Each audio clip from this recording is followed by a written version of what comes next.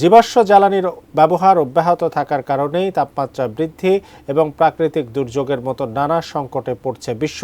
অথচ জলবায়ু পরিবর্তনের এই প্রধান কারণকে পাশ কাটিয়ে বারবার অর্থ সহায়তার প্রতিশ্রুতিতে আসছে না কোনো সমাধান।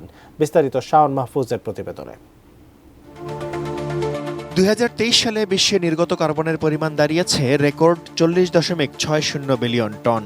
প্রাক শিল্প যুগের চেয়ে বর্তমানে বায়ুমণ্ডলে 50% বেশি কার্বন রয়েছে, যে কারণে বিশ্বের উষ্ণতা বৃদ্ধি 1.5 ডিগ্রি ছাড়িয়ে যাওয়ার জোর সম্ভাবনা দেখা দিয়েছে।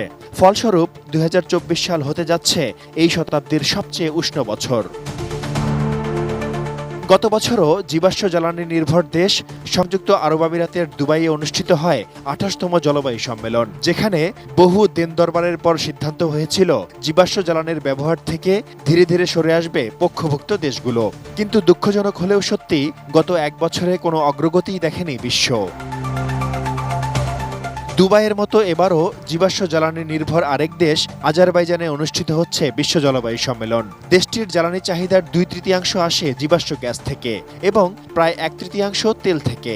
প্রশ্ন উঠছে, জীবাশ্ম জ্বালানির ব্যবহার নিয়ে এত বিতর্কের পরও ব্রেকফাস্ট, টিফিন কিংবা স্ন্যাক টাইমে মজাদার আয়োজন মানে অল টাইম ব্রেড।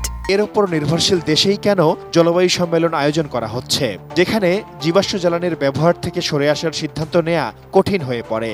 কারণ আয়োজক দেশই প্রথম এই সিদ্ধান্তের বিরুদ্ধে অবস্থান নেয়। দুবাইতেও তাই দেখা গিয়েছিল। অভিযোগ উঠেছে, জলবায়ু সম্মেলনে জীবাশ্ম জ্বালানির পক্ষে তদবিরকারীদের আধিপত্য ও স্বার্থের দ্বন্দ্ব ক্রমেই বৃদ্ধি পাচ্ছে।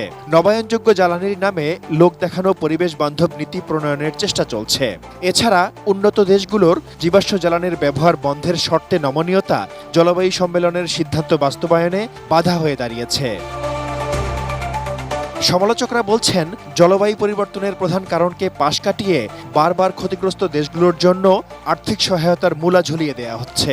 এতে সমাধানের পরিবর্তে সংকট আরও জটিল আকার ধারণ করছে। বন্ধ হচ্ছে না জীবাশ্ম জ্বালানির ব্যবহার, প্রতিশ্রুত অর্থ পাচ্ছে না উন্নয়নশীল দেশগুলো। Shaon Mahfuz, desk report, ATN news.